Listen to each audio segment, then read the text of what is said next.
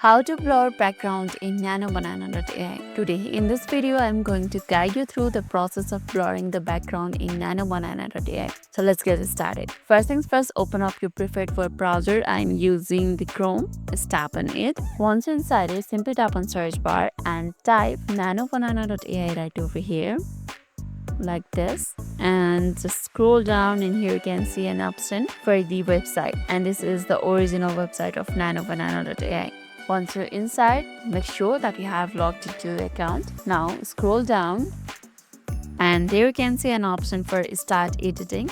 Simply tap on it, and that will provide you this type of interface. And there you can see two options right over there on the prompt input: image edit and text to image. As we are going to blur the background, make sure you have tapped on image edit, and just below it you can see an option for the reference image, and there's an option for add image. Tap on it and select the image from your gallery of which you want to blur the background. Let it be this one, then tap on done. So it's uploading. Let's wait for a while. Then on the main prompt section, just write how would you like the background to be blurred. For example, you can specify whether you want it lightly blurred or strongly blurred depending on your preference. Let it be background slightly. Then after you are done, simply tap on generate now.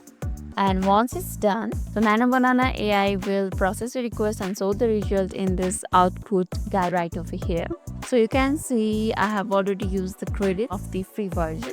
So I have to upgrade into the pro version in order to get the results, but that's the process. You will see your result right over here if you are using the pro version. And that's it. That's how you can easily blur backgrounds in NanoBanana.ai. I hope this video helped, and lastly, if this video made your day a little bit easier, don't forget to like and subscribe for more amazing tips. Thanks for watching, and see you in the next video.